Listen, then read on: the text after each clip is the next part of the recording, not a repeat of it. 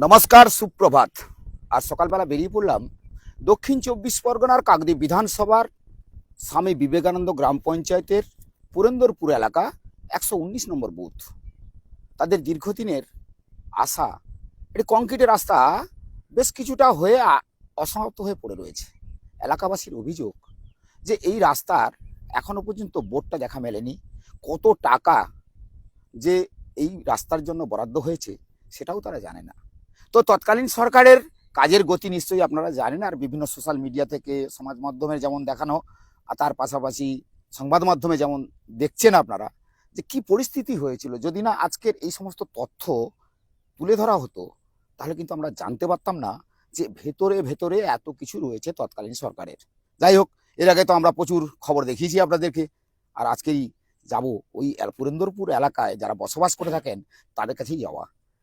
যে আপনার তো এই এলাকায় বাড়ি। হ্যাঁ, আমার এই এলাকায় বাড়ি। বলছি যে এই রাস্তা কত মিটার, কত কিলোমিটার? এটা যতদূর সম্ভব আমরা খবর পেয়েছি 1.3 কিলোমিটার। 3 কিলোমিটার। কিন্তু একটা এই কথাটা যখন হয়, এই রাস্তাটা যখন স্যাংশন হয়, আমরা প্রথমেই দেখি মনোরঞ্জন মণ্ডলের বাড়ি হইতে একদম এমএসকে স্কুল পর্যন্ত, মানে ওই দিকটা অনেকটাই রাস্তা। কিন্তু রাস্তাটা যা সেই 2024 সালে ধরুন আমফানের পরেই প্রায় বলতে গেলেন শুরু হয়েছিল, তারপরে এখনো পর্যন্ত কাজটা শেষ হয়নি। মধ্যখানে 100 মিটার কি 200 মিটার করে হয়, তারপরেই বন্ধ থাকে। তার কন্ট্রাক্টর থাকে না, তার থাকে না। কত সাল থেকে শুরু হলো এই কাজটা? ধরুন 2024 24 মানে দুবছর হলো। আনুষ্ঠানিকভাবে উদ্বোধন হয়েছে, কিন্তু এটা আগে থেকে কথা চলছে, ধরুন আমফানের পর থেকেই ধরুন কথা চলছে। এবারে এটা আমাদের তপশিলি অধ্যুষিত তপশিলি মানুষ বেশি বসবাস করেন। আমরা দেখেছি প্রথম থেকেই কিন্তু এই আমাদের এলাকাটা বিভিন্নভাবে বঞ্চিত।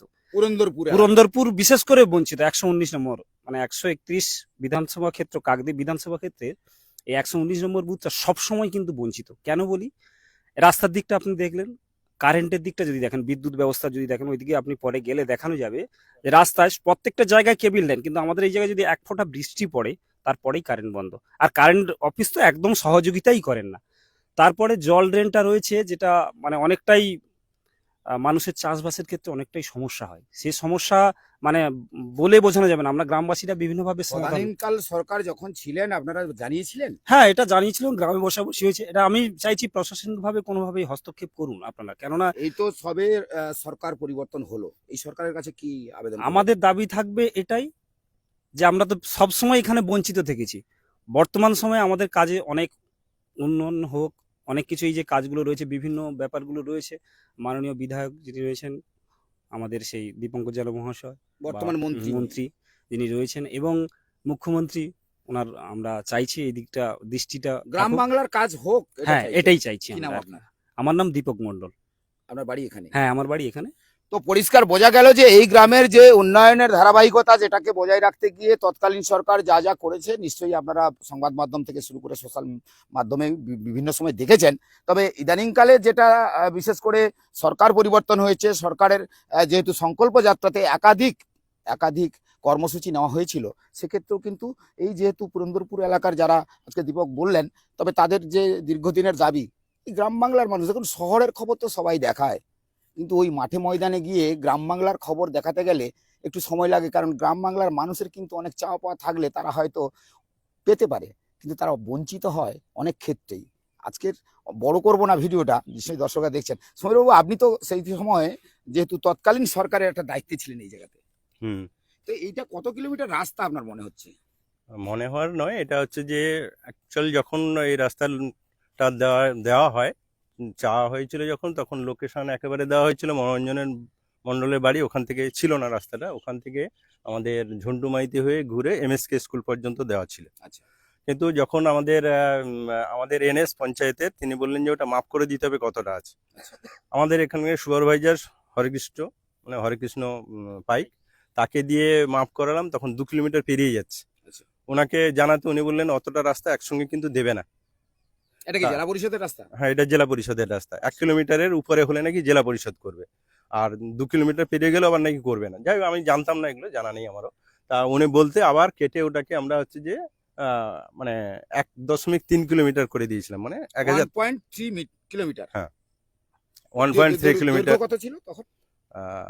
ওই তো দৈর্ঘ্য এটাই 1.3। কত ছিল? প্রস্থ হচ্ছে বোধ হয় ওই 2.5 মিটারের, 8 ফুট 3 ইঞ্চ হলে কোটা বোধ হয় 2.5 মিটার মনে হচ্ছে, এটা 2.5 মিটার। টাকা টাকার অ্যালোটটা তো তখন জানতাম না, কিন্তু বোর্ডে লেখা ছিল খুব সময়, ওই যে একজন দাদা বললেন, আমারও খেয়াল নেই, বলছে 62 লক্ষ সামথিং এরকম একটা ছিল। ওই ওই যাবো, আপনার কাছে যাবো, অবশ্যই যাবো। আচ্ছা, ওই ওই তাহলে এরকম কিন্তু একটা এই ছিল। যে এলাকার মানুষের যে দাবি, তৎকালীন সরকার যে অসমাপ্ত করে কাজ ছেড়ে দিয়ে চলে গেল, হিসেব লিখেজ তো দিতে হবে সাধারণ মানুষকে। সে তো নিশ্চিত তার যিনি কাজ কন্ট্রাক্ট নিয়েছেন বা জেলা পরিষদ, যেটা হচ্ছে যে তাদের কাছে নিশ্চয়ই এই ব্যাপারটা অবগত আছে। আমরা তো আমি একবার তো মাঝখানে 1 লপ্তে কাজ করার পর কাজই মানে ও একদম কাজ করছিল না, আমি আবার হচ্ছে কুরিয়ার করে জেলা পরিষদের ওখানে অবজেকশন পাঠালাম ওই কন্ট্রাক্টরের ইয়েতে দিয়ে, এখানে তো বোর্ড লাগানো ছিল।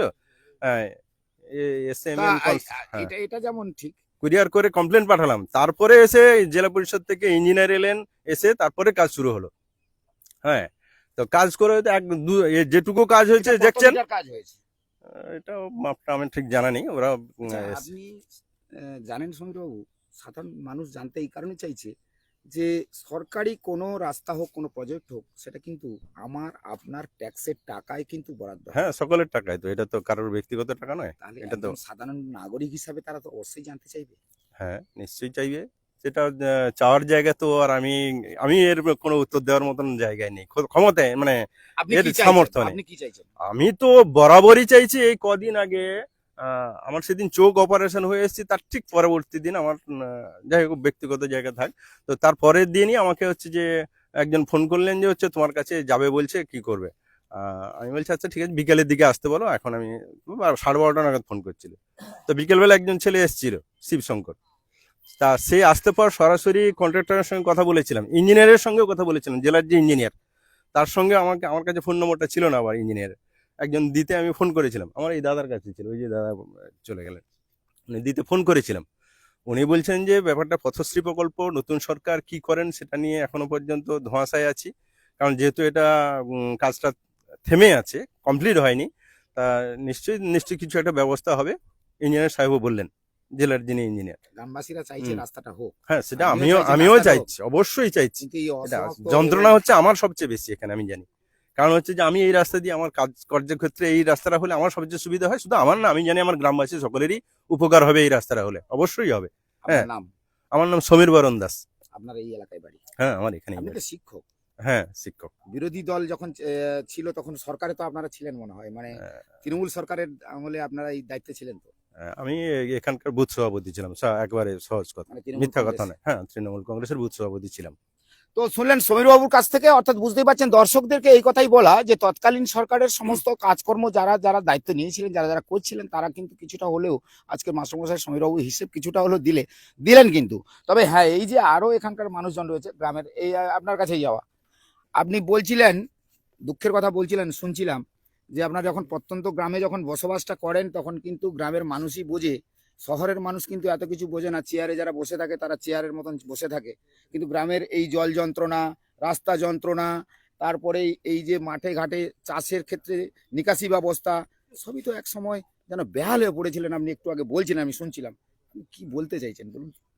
আমি বলছি যে এই রাস্তাটা যে আমাদের কমপ্লিট হয়নি, এই রাস্তাটা যে আমাদের কমপ্লিট হয়নি, যাতে করে তাড়াতাড়ি রাস্তাটা কমপ্লিট হয়, যাতে জনগণ পরিষেবা পায়, সেই জন্য তো বর্তমান সরকার নতুন এসেছে, হ্যাঁ, হ্যাঁ। এই সরকার তো সবে বেশি দিন বয়স হয়নি এখনো। এই রাস্তা কতদিন আগে উদ্বোধন হয়েছে, সেদিন থেকে আজও পর্যন্ত মানে পার্টে হয়েছে বলতে পারবো না। আর তারপরে হচ্ছে বিশেষ কথা হচ্ছে যে এই রাস্তা যখন হয়, ওদের ইচ্ছা মতন, শাসক দলের ইচ্ছা মতন ওরা করে গেছে, কারোর সঙ্গে সমালোচনা নেই, কিছু নেই, ওরা ইচ্ছা মতন করে গেছে। আর এই রাস্তার বেহালের জন্য ওরাই দায়ী। তৎকালীন সরকারে যারা দায়িত্ব ছিলেন। হ্যাঁ হ্যাঁ হ্যাঁ, মানে তৃণমূল সরকারের দায়িত্বে যারা ছিলেন। তারপরে আমাদের জল নিকাশির একটা পরিমাণ দরকার।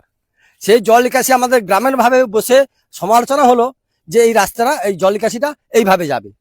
একজনে তৃণমূলের যিনি মানে এখন আছে, পঞ্চায়েত মেম্বার আছে, তিনার বাড়ি মানে সেই জল নিকাশির উপরে ঘর করেছে। আপনি গেলে ওখানে দেখতে পাবেন কি অবস্থা। জল নিকাশির উপরে বাড়ি, বাড়িটা করেছে জল নিকাশির উপরে, আপনি গেলে দেখতে পাবেন। কিন্তু গ্রামে বসে সিদ্ধান্ত হলো যে ওই যে ওর ঘরে যে তার প্লেয়ার মানে কি তৎকালীন সরকারে থাকলে একটু কি মস্তানি মস্তানি কথাবার্তা হয় না? 100 বার একদম অস্বীকার করার কথা না, কোনো কথাও এলা হবে না। ওরা গ্রামে বসে সিদ্ধান্ত হলো যে রাস্তার ওর যে পিলার দেওয়া আছে পিলারের ও সাইড থেকে মানে ইটটা পাতা হবে। কিন্তু বর্তমান এখন সেই মানে একদম আরো 1 ফুট সেই পিলার থেকে 1 ফুট ছাড় দিয়া তারপরে 10 ইঞ্চি পিলার গাঁথা আছে। কি চাইছেন আপনারা? আমরা চাইছি যে ওই খানা পরিষ্কার হোক, জল কাশিটা পরিষ্কার হোক, হ্যাঁ, রাস্তাটাও হোক, রাস্তাটাও হোক, হ্যাঁ গ্রামীণ উন্নয়নটা হোক। হ্যাঁ হ্যাঁ 100 বার গ্রামের উন্নয়ন হোক এই নতুন সরকারের কাছে আবেদন করছেন? আবেদন করছি নতুন না। সরকারের কাছে। কি কি নাম আপনার? আমার নাম রাম মন্ডল, আপনার এখানেই বাড়ি? এইখানে বাড়ি। তো রামবাবুর কথাতে বুঝতেই পারছেন দীর্ঘদিনের ক্ষোভ আক্ষেপ এগুলো তো থাকবে, কারণ তাদের কাছে তাদের একটা বক্তব্য যেটা শুনলেন, দর্শকরা দেখছেন, সরাসরি যেহেতু সম্প্রচার করছি দর্শকরা অনেকেই দেখছেন। তবে এই জায়গায় দাঁড়িয়ে গ্রামের মানুষ কতটা সহজ সরল দেখুন, তাদের একটা কথা যে আমরা সারাদিনে মাঠে ঘাটে রোদে শীত বর্ষা গ্রীষ্মে তারা যেমন খাটে, তার পাশাপাশি তাদের দুবেলা দুমুঠো ভাত, মাথার উপর একটু ছাদ, এইভাবেই তাদের জীবনযাপন তারা করে। কিন্তু কোথাও কোথাও না একটু ব্যতিক্রমী হয়ে যায়, সেই মানুষগুলো যে সামান্যটুকু যেটা চায় তার থেকেও বঞ্চিত হয়ে যায়। এটাই তো বড় সমস্যা। বর্তমান সরকার নতুন হয়েছেন, ওনার কাছে আবেদন গ্রামবাসীরা করছেন। তবে আপনার কাছে যাওয়া তো আপনি রাস্তা অসমাপ্ত। রাস্তা তো অসমর্থ, রাস্তার পিছনে ভূমিকা বহুত। আমরা এই রাস্তা যখন আরম্ভ হয় 24 সাল থেকে আরম্ভ হচ্ছে, চলছে আমাদের রাস্তা, এই 26 হয়ে গেল রাস্তা রাস্তা চলছে। রাস্তা আজকের হয়ে গেল 50 ফুট, আবার বহুত দিন বন্ধ, আবার 50 ফুট হয় বহুত দিন বন্ধ। একদিন গেছি রাস্তা দেখি 3 ইঞ্চি করে ঢালাই করে চলে আসছে। আমি প্রতিবাদ করলাম, আমার সাথে আরো 2-5 জন প্রতিবাদ করলো। প্রতিবাদ করতে আমাদের গ্রামের কিছু বাসিন্দারা আছে আমাদের আগের সরকারের, ওরা বলছে এই রাস্তা এইভাবেই হবে, এইভাবে কথা হয়েছে। আমি কেন এইভাবে হবে, কেন তাহলে কাগজ তুলে দেখা হোক, দেখা হবে তারপর হবে। বলে না না এইভাবে হবে না, তোমার যেটা আমরা বলবো সেটাই হবে। এইভাবে বলে আমাদের কয়েকজনকে উড়িয়ে দিল। আমরা কয়েকজন গিয়ে মেশিন বন্ধ করলাম, আরো 2-5 জন গিয়ে মেশিন বন্ধ করলাম। মেশিন বন্ধ করতে আসলো, এসে বলছে এইভাবে হচ্ছে কেন? আমরা বললাম এইভাবে হচ্ছে মানে মেশিন বন্ধ করলে কেন? ওরা বলছে মেশিন বন্ধ করলাম এই কারণে যে রাস্তায় 3 ইঞ্চি করে হয়ে যাচ্ছে, রাস্তার 6 ইঞ্চি। আচ্ছা আচ্ছা। এখন এই নিয়ে মেশিন বন্ধ করেছি। বলে তোদের কাছে কি আছে, তোরা মেশিন বন্ধ করেছিস? আমরা বললাম আমাদের কাছে কিছু নেই, তবে কি আছে তোমরা বলো, কিভাবে কাজ হওয়ার কথা আছে সেটা বলো। গ্রামবাসী হ্যাঁ আমরা গ্রামবাসী, কিভাবে কাজ হওয়ার কথা আছে বলো। বলে ঠিক আছে ওটা সাইজ করে দেওয়া যাবে, করে দেওয়া যাবে। কিন্তু রাস্তা হয়ে গেছে। আপনি দাদা দেখছেন, এই আমি পাকা রাস্তাটা দেখাবো, এই রাস্তাটা যতটা হয়েছে তার দু সাইডে কি মাটি পড়েছে? দু সাইড তো মাটি পড়েনি, মাটি তো পড়ার কথা শুনেছিলাম কিন্তু মাটি তো পড়েনি। রাস্তা থাকবে তো? রাস্তা তো থাকবে না, কিন্তু কি করব এখন, যেমন দেশে তেমন রাজা, যেমন দেশে তেমন রাজা। আমরা চাইছি রাস্তাটা ভালো করে হোক, কিন্তু যেভাবে সরকারি থেকে তো টাকা নিচ্ছে, তা সরকার যেভাবে করতে বলছে সেভাবে করুক, এভাবেই আমরা বলছি। কিন্তু রাস্তাটা টোটালি হচ্ছে না। হ্যাঁ তৎকালীন সরকার তো করেছে, এবারে নতুন সরকারের কাছে আমার আবেদন যে আমাদের রাস্তাঘাট হোক। আমার জল নিকাশির ব্যাপার একটা ব্যাপার আছে। বিশ্বজিৎ মন্ডল, আপনার এখানেই বাড়ি? আমার এখানেই বাড়ি। তো বিশ্বজিতের সঙ্গে কথা হলো, বিশ্বজিতের কথার কিন্তু একেবারে যেটা বলছে যে কাজটা তৎকালীন সরকার যখন করেছিল আমরা কাজটা বাধা দিয়েছিলাম, যে আমাদেরকে শিডিউল দেখানো হোক, ওয়ার্কার কি রয়েছে বা কাজের কত প্রস্থ দৈর্ঘ্য কত টাকা হিসেব, তার একটা পোতা থাকে। যে রাস্তা হয় সেই রাস্তাতে বড় করে লেখা থাকে, সেই জেলা পরিষদ হোক, প্রধানমন্ত্রী আবাস যোজনা হোক বা গ্রাম পঞ্চায়েতই হোক, সেগুলো কিন্তু থাকে। তবে এই জায়গায় এসে আমরা কিছুটা পাইনি, তবে একটা জায়গায় দাঁড়িয়ে গেছি আমরা, কেন রাস্তাটা যেখানে অসমাপ্ত হয়েছে সেই জায়গাটায় দাঁড়ানো। এই জায়গা থেকে দাঁড়িয়ে যেহেতু সরাসরি দর্শকরা দেখছেন। আচ্ছা আপনার তো আপনার এখানে বাড়ি? হ্যাঁ। কি হবে, রাস্তা হবে? আমি চাই রাস্তা হোক, গ্রামের উন্নয়ন কাজ হোক। রাস্তা হতে পারে, জল ড্রেন হতে পারে, আমাদের পাড়া কারণ সমাধানেও তো এই কথা বলা হয়েছিল, শুধু যে বলা হয়েছিল। আমাদের পাড়া আমাদের সমাধানে বলা হয়েছিল কিন্তু যে আজকের গ্রামের যে 50 সমস্ত- বছর, আজকের 50 বছর এই জল নিকাশি ড্রেন নিয়ে সেই সিপিএম এর আমল থেকে লড়াই হচ্ছে, কেউ জায়গা দিতে যাচ্ছে না, যার জন্য আজ যে জল ড্রেনের কথাটা উঠেছে। আমিও চাই, আমিও কৃষক মানুষ, আমিও চাই সেচ ব্যবস্থা হোক, এটাই আমি চাই। আরে সেচ না করলে খাবে কি? সেটাই তো বলছি আমি। যদি চাষবাস না করেন খাবেন কি? হ্যাঁ, সেটাই তো আমি বলছি, গ্রামের উন্নয়ন হোক, এটাই আমি চাইছি। গ্রামের সে উন্নয়ন। রাস্তা হতে পারে, কারেন্ট হতে পারে, না জল নিকাশি হতে পারে, সেটাই আমি চাইছি। প্রথম জীবনে যখন সুলিশ গেট হয় সিপিএম এর আমলে, তখন আমি প্রথম জায়গা দিয়েছিলাম ড্রেন করতে। আচ্ছা, প্রথম জায়গা আমার জায়গার উপরে কোপ মারা হয়েছিল, কিন্তু সেই সুলিশ গেটই থেকে গেছে, জল ড্রেন হয়নি। বর্তমান সরকার, বিগত সরকার যে ছিলেন, উনি কিছুটা ওই পাকা ড্রেন করেছেন। আমিও চাই পুরো আমাদের পুরন্দরপুর গোটা জল নিকাশির ব্যবস্থা আপনি হোক। শুধু পুরন্দরপুরে বাস করেন বলে কি নিকাশি ব্যবস্থা সব জায়গায় তো করতে হবে? না, আমি অন্যান্য জায়গায় কে দিল না দিল আমার এত জানা দেখার দরকার নেই। না, আমি চাই পুরন্দরপুরের নিকাশি সমস্ত ব্যবস্থাটা হোক। সমস্ত ব্যবস্থাগুলো কাজ হোক, উন্নয়ন কাজ হোক। কি নাম আপনার? আমার নাম স্বপন কুমার দাস। স্বপনবাবুর কথাতে যে উন্নয়নের কাজ হোক, তৎকালীন তার আগের সরকার যখন ছিলেন, ড্রেনেজ ব্যবস্থা সেটাও ছিল একটা সমস্যায়, সেটাও তিনি বললেন যে আমি জায়গা দিয়েছিলাম। তবে বর্তমানে যা পরিস্থিতি পড়েছে, কারণ প্রাকৃতিক দুর্যোগ আর প্রাকৃতিক যেভাবে মাঝে মাঝে এমনই একটা করে ভয়ঙ্কর, কখনো হঠাৎ করে দেখবেন প্রচুর বৃষ্টি হয়, আবার কোনো সময় ঝড় তুফান। সুন্দরবনের মানুষের না, ওই যে একটা কথাই বলে, সুন্দরবনের মানুষ তারা কিন্তু দীর্ঘ দিন সেই যে একটা তাণ্ডবের শিকার হয়ে থাকেন যখনই প্রাকৃতিক দুর্যোগ। এই সময় সামনে তো বর্ষাকাল, যদিও একটা ভাবসা গরম ছিল, তো গরমটা একটু কমে গেছে, তো বৃষ্টি কালকে থেকে শুরু হয়ে গেছে, গতকাল থেকে শুরু হয়েছে, তো এখনো আকাশে মেঘ রয়েছে। তো পরিষ্কার বোঝা যায় যে এই কৃষকরা কিন্তু সেই যে বসে থাকে, তাদের যখনই এই সময় আমন ধানের আবার একটা সময়, আমন ধান চাষ হবে, অর্থাৎ জলের নিকাশির ব্যবস্থা কিন্তু অবশ্যই ঠিকঠাক না রাখলে, আর এইরকম স্বপনবাবুর মতন যদি কৃষকরা যদি না ধান উৎপাদন করে, ফসল উৎপাদন করে, তাহলে কিন্তু আমরা আগামী দিনে খেতে পাবো না। ভারতবর্ষ কৃষিমাত্রিক দেশ, আমরা সবাই জানি। তবে এই চিন্তা ভাবনাটা কিন্তু আমাদের প্রত্যেককে রাখতে হবে। কৃষক বাঁচলে ভারতবর্ষও বাঁচবে, যার জন্য আমরা গ্রামীণ কৃষি শিল্প বরাবরই সেই গ্রামে গিয়ে পৌঁছে যাই। তবে যাই হোক, এখানে আরো অনেকেই আছেন, একটু কথা বলা। আপনার কি নাম? আমার নাম ভৈরব মন্ডল। ভৈরব মন্ডল। ভৈরব বাবু, এই তো অসমাপ্ত রাস্তা, আর তারপরে এই মাঠে ঘাটে জলের সমস্যা বললেন, যেটা ওই যে নিকাশি ব্যবস্থা, সব যদি এইরকম একটা সমস্যার মধ্যে, তদানীন্তন সরকার কথা দিয়েছিলেন যে গ্রাম উন্নয়নের জন্য তারা সমস্ত কিছু করে দেবে। আমরাও চাইছি যে এখন বর্তমান যে সরকার এসছে আমাদের, সেই সরকার আমাদের এই গ্রাম উন্নয়নের মাধ্যম দিয়ে রাস্তাঘাট, জল নিকাশি, আরো একটা সবচেয়ে কারেন্ট তো আছে, আরো একটা বিপর্যয় বলতে আমাদের আজকের 7-8 বছর আমাদের পানীয় জল, আমাদের লাইন পোতা আছে, জল আমাদের আসেনি। জলযান মিশন শুরু হয়ে গেছে, শুরু হয়ে গেলেও আমরা এখনো জল পাইনি। আমরা আজকে 7-8 বছর এই কমপ্লেনটা জানিয়ে জানিয়ে আমরা এখনো পর্যন্ত জল পাইনি।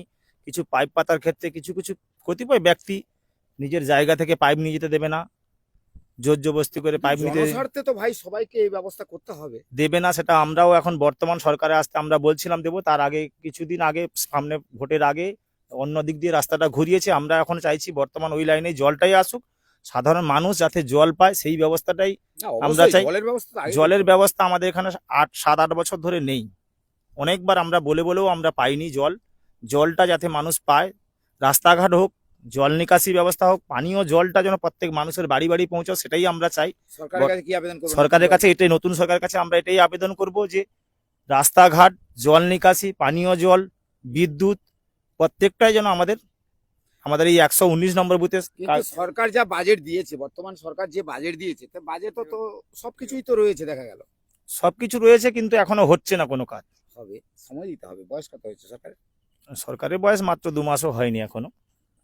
এরপরে আপনি যে 15 বছর যে সরকার থাকলো, এতদিন বলে বলে এলেন, হলো না, আর এই সরকারের বয়স মাত্র 2 মাসও হয়নি। আপনি যদি এখনই মানে কি বলবো, আপনি তো দেখছেন বিভিন্ন সংবাদ মাধ্যমে, দেখছেন তো দেখছি তো নেতাদের সব কিভাবে ধরে, কেউ ডিম ছুটছে, কেউ আবার চোর চোর আমিও চাই আমার বুথে কিছু কিছু নেতা আছে, তাদেরকেও অ্যারেস্ট করা হোক, তাদেরকেও ধরা হোক, আইনি ব্যবস্থা নেওয়া আইনি হোক। ব্যবস্থা নেওয়া হোক, আমরাও চাই।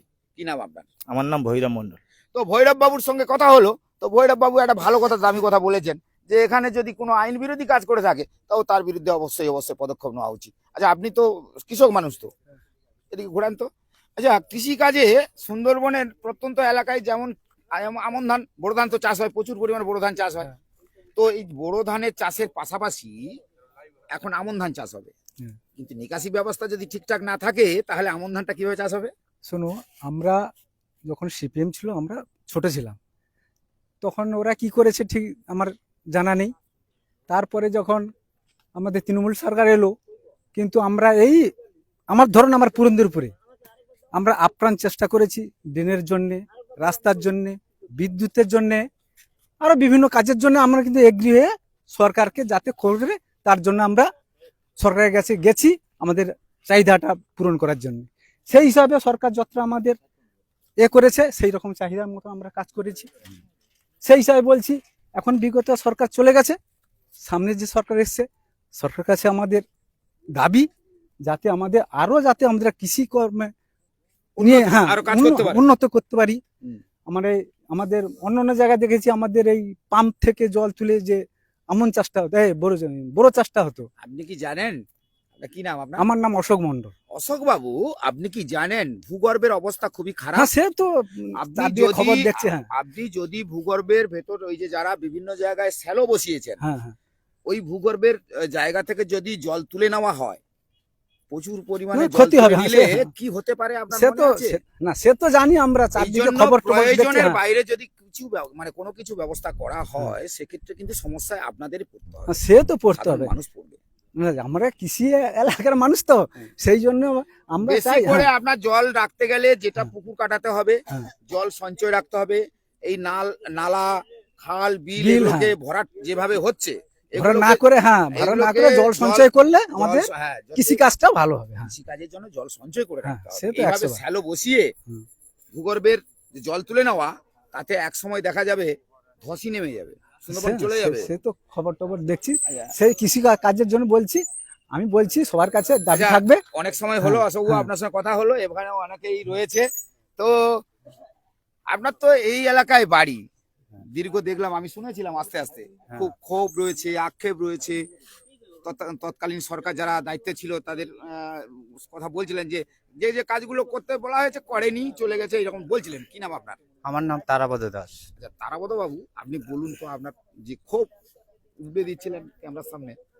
খুব উপরে দেওয়া বলতে কি, আমাদের 119 নম্বর বুথ কাকদ্বীপ বিধানসভায় স্বামী বিবেকানন্দ গ্রাম স্বামী পঞ্চায়েতের। বিবেকানন্দ গ্রাম পঞ্চায়েত কাজ কিছু টিএমসি সরকার করেছে, কিন্তু অস্বীকার যাওয়ার নয়, কিন্তু করেছে। কিন্তু কিছু কিছু দুর্নীতি করেছে। একটা বাড়িতে 2টো করে ঘর নিয়েছে, আচ্ছা আমফানের 20,000 টাকা করে নিয়েছে। আচ্ছা যারা বলছে টাকা পাওয়ার যোগ্য তারা কিন্তু টাকাটা পায়নি, আচ্ছা 20,000 পাওয়ার দরকার তারা কিন্তু পায়নি। আর হচ্ছে স্কুল, যেই স্কুল MSK স্কুলের কাছেই যাব, সেই স্কুল কিভাবে চলছে সবাই জানে, গ্রামবাসী সবাই জানে।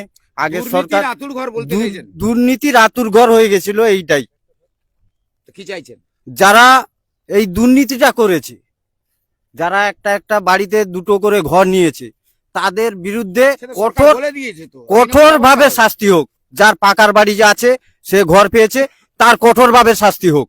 প্রকৃত গরিব মানুষ পাক। প্রকৃত গরিব মানুষ পাক, আর যে ভোটার সে ঘর পাক। বাইরের কেউ এসছে, 5 বছরে এসছে, সে ঘর পেয়ে গেল, আমার ভোটার ঘর পেল না, বাংলাদেশ থেকে আমি চলে এসেছি, আমি ঘর পেয়ে গেলাম। এগুলো তো হয় না। আগে আমার ভোটার ঘর পাক, তারপরে বাংলাদেশের মানুষ ঘর পাক। আমরা চাই এই রকম হোক। তাহলে এখন কাজ সরকারের কাছে। সরকারের কাছে আবেদন এইটাই যে পুকুরের দুর্নীতি, একটা পুকুরে 2বার 3বার করে ছবি চলে গেছে, 100 দিনের কাজে টাকা তুলে তো নিয়েছে। সরকার পরিষ্কার বলে দিয়েছে 100 দিনের কাজ থেকে শুরু করে পাকার বাড়ি এক জায়গা থেকে অন্য মানে ডবল করে যারা করেছে। আমার বাবা ঘর পেয়েছে, হাফ টাকা পায়নি, বাবা মারা গেছে। যে প্রধান ছিল সে ঘর ছাড়া। কে প্রধান? আপনাদের প্রধান কে? আমাদের প্রধান ছিল বাসুদেব দাস। এখন বর্তমান হচ্ছে, ওর নামটা আমার জানা নেই, দেবকুমার দাস। দাস। হ্যাঁ, তো তারাপদ বাবু, আপনার সঙ্গে কথা হলো, খুব তো আপনি একদম ক্যামেরার সামনে দর্শকদের কাছে একদম দিলেন, তো প্রকৃত আইনত ব্যবস্থা হোক। আইনত ব্যবস্থা হোক, এইটুকু তো চাই। তারাপদ বাবুর সঙ্গে কথা, তারাবাবু মনের মধ্যে আরো অনেকগুলো টিওল ক্ষুদ্র কিছু ক্ষুদ্র আবার আমাদের কিছু বলতে চাইছে। আরো টিওল আমাদের লাগবে, এখনো 4খানা 5খানা টিওল লাগবে নিশ্চয়ই আমাদের আপনার বুথে। সরকার পরিবর্তন হয়েছে, নিশ্চয়ই আপনারা আবেদন করছেন। এইটুকু মানুষের মোটামুটি ক্ষোভ আমাদের কাছে বলেছে, আমরা বলেছি, আশ্বাস দিয়েছি তাদেরকে যে আমরা সরকারের কাছে আবেদন করব যেতে আমাদের বুথের কাজ হোক এবং 4খানা টিওল আমাদেরকে দেওয়া হোক, এইটুকু আপনারা আবেদন আবেদন সরকারের কাছে। অর্থাৎ তারাপদ বাবু তার কথা বললেন। তবে আমরা যেটা নিয়ে আমরা এই যে অসমাপ্ত কাজের এই অংশটা দেখেন এবার একটু। এই হচ্ছে কংক্রিটের যে রাস্তাটা, যেটা নিয়ে এতক্ষণ কথা হচ্ছিল, গ্রামবাসীরা এসেছেন। এই হচ্ছে এখানকার কংক্রিটের শেষ জায়গাটা হয়েছে। এরপরে আবার সেই রাস্তার যে হাল, এটা তো আমাকে না দেখালে পারি না। রাস্তার হাল মানে একেবারে বেহাল। যারা যাচ্ছেন তো এই যে যাচ্ছেন দেখেছেন, এই যে এইভাবে রাস্তা যদি হয়, রাস্তাটা দেখাও, যিনি ক্যামেরা ধরে আছেন রাস্তাটা দেখাও, যে এই যদি রাস্তার হাল হয় তাহলে তারা গ্রামবাসীরা তো অবশ্যই তারা অভিযোগ করবে, কারণ এই সময় তাদের মাঠে ঘাটে চাষ আর রাস্তার হাল বেহাল। আর এই হচ্ছে কংক্রিটের রাস্তা, যেটা নিয়ে 119 নম্বর বুথ পুরন্দরপুর স্বামী বিবেকানন্দ গ্রাম পঞ্চায়েতের কাকদ্বীপ বিধানসভার, অর্থাৎ এই জায়গাতে তাদের যে এতক্ষণ তাদের কথাবার্তাগুলো নিশ্চয়ই আপনারা দর্শক যারা দেখছেন সরাসরি বুঝতেই পারলেন যে এই জায়গায় যে কাজের গুণগত মান নিয়ে তাদের আবার কিছু প্রশ্ন ছিল। গ্রামবাসী একজন বলেছিলেন যে কাজের যে গুণগত মান, ম্যাটেরিয়ালস যেটা দেওয়া হয়েছে, সেই ম্যাটেরিয়ালসের যে তার যেটা হচ্ছে প্রস্থ, এবং সেটা নিয়ে এই যে বালি একটা দেখাচ্ছে যে এই বালিতে কাজ হয়েছে। দেখুন যে তাদের বক্তব্য যেটা ছিল যে একটা কাজের শিডিউল দেখালে কোন স্টোন আসছে, বালি কি আসছে না আসছে, কাজটা তাহলে সেইভাবে হতো। তো তদানীকাল সরকারের যা জানেন, আপনারা সবাই জানেন যেভাবে কাজ উন্নয়ন তো ওইভাবেই হয়েছে। আর এখন তো আপনারা দেখতেই পাচ্ছেন যে দুদিন ছাড়াই তো মোটামুটি সেই আপনি টিভি এখন খুলতে হয় না, মোবাইলেই সবাই দেখে। তো মোবাইলে গিয়ে দেখবেন সেখানে কিন্তু ওই সেই একটা স্লোগান ওঠে, আর তার পাশাপাশি কেউ ডিম ছুটছে। যদিও ইদানিংকালে এই ছোঁড়া ডিম টিম নিয়ে একটু কোটফোট হয়েছে, কারণ এটা একটু সত্যি দৃষ্টিকোচর লাগে। যাই হোক না কেন, তার আইনত সাজা হোক, তাকে হেনস্থা এইভাবে তো চলে না, এটা আইন বিরোধী হয়ে যায়। তো আইনত যা প্রক্রিয়া রয়েছে সেগুলো কিন্তু আগামী দিনে, যদি দেখতেই পাচ্ছেন সব চলছে, জেল ভরে যাচ্ছে, জেলে চলে যাচ্ছে, চোর স্লোগান হচ্ছে, এগুলো তো একদম কমন হয়ে গেছে। মোটামুটি এই 2 মাসের সরকারের যে চোর ধরা, সেটা যদি জেল ভরে যাবে এরকম একটা পরিস্থিতি, তার বুঝতেই পারছেন যে কি পরিস্থিতি হয়েছে। তদানীকার সরকারে যারা ছিলেন, তৃণমূল কংগ্রেসের যে সমস্ত দায়িত্ব থাকা বিভিন্ন জায়গায়, তারা যে কি করেছে, তো গ্রামবাসী তাদের ক্ষোভের কথা তো বলবেই। কারণ তাদের কথা যে আমাদের অ্যাকচুয়ালি গ্রামবাসীরা খুব সাদামাটাই হয়, কারণ প্রত্যন্ত গ্রামে যদি আপনি চলে যান না, এই গ্রামের মানুষের মধ্যে এত কোনো প্যাঁচপুচ নেই, ওরা এত সব বোঝে না। তারা বোঝে, আমি প্রথমেই বলেছিলাম, তারা বোঝে ভালো করে একটু থাকা, মাথার উপরে ছাদ, একটু মোটা কাপড় মোটা ভাত, আর সারাদিন এই মাঠে ঘাটে খেটে যেটুকু পরিশ্রম করে মোটামুটি সংসারটা স্বচ্ছন্দে চলে যায়। কিন্তু তার ভেতরে যদি আবার কেউ সরকারি, যে তাদের ট্যাক্সের টাকায় কিন্তু চলে, আর সেই টাকা যদি আবার তজরুপ করে, চুরিচামারি করে, তাহলে সেই কৃষকই তো বঞ্চিত হলো। সাধারণ মানুষ যেমন বঞ্চিত হলো, কৃষকই বঞ্চিত হলো। তো এক্ষেত্রে সরকারের কাছে আমিও আবেদন করব যে সাধারণ যে সমস্ত কৃষক, তারা যেন বঞ্চিত না হয়। এই যে পুরন্দরপুর গ্রামবাসী, তারা যে এতক্ষণ ধরে আমাদের ক্যামেরার মুখোমুখি এতগুলো কথা বললেন, কথাগুলো নিশ্চয়ই যারা দেখছেন, একটা লাইভ চলা মানে সারা পৃথিবীর মানুষ দেখে, এটা আমরাও জানি, আপনারাও দেখছেন। তো আমরা চেষ্টা করি ঠিক গ্রামে গিয়ে এইভাবে খবরগুলো তুলে ধরার। গ্রামীণ কৃষি শিল্প সমাচার পেজে যারা চোখ রাখেন, তারা বরাবরই জানেন যে আমরা ওই গ্রামে মাঠে ঘাটে পৌঁছে যাই, আর তাদের মনের কথা, তারা তো অনেক কিছু বলার সুযোগ পায় না, কোনো প্ল্যাটফর্ম পায় না। সেই গ্রামবাসী, সেই গ্রামের মানুষগুলো, তাদের জন্য আমরা এই প্ল্যাটফর্মটা করে দিই, দুটো কথা বলবে। তাদের মনের কথা আজও কেউ জানতে পারলো না, কিন্তু আমরা তুলে ধরি। কেমন লাগলো ভিডিওটি? লাইক কমেন্ট শেয়ার করে অবশ্যই জানাবেন। সবাই ভালো থাকবেন।